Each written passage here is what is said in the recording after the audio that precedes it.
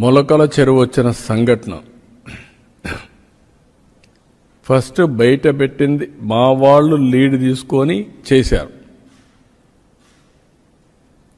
కానీ మూలాలకు పోతే కొన్ని షాకింగ్ వార్తలు కూడా వస్తున్నాయి. ఆ షాకింగ్ వార్తలు ఇప్పుడే నేను చెప్పను మీకు. ఇవన్నీ వాస్తవాలు బయట రావాలి. దీన్ని అంత ఈజీగా వదిలిపెట్టను.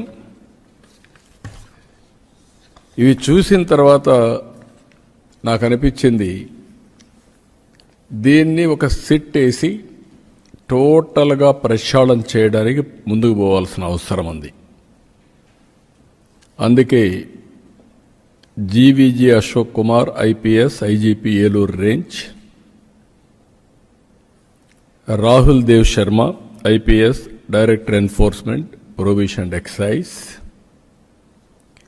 K Chakravarthi IPS SP CID,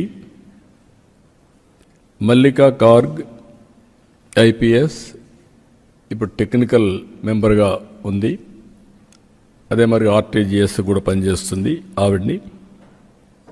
వీళ్ళ నలుగురిని ఎక్సైజ్ డిపార్ట్మెంట్లో ఇంకొకరిని తీసుకొని, అనుభవం ఉండే సబ్జెక్ట్ ఎక్స్పర్ట్ని ఒకరు తీసుకొని, వీళ్ళందరూ కలిసి ఏం జరిగిందో మొత్తం ప్రక్షాళన చేసే దిశగా, తిరిగి ఎలాంటి నేరాలు చేయాలంటే వణుకు పుట్టేట్టుగా చేస్తాం.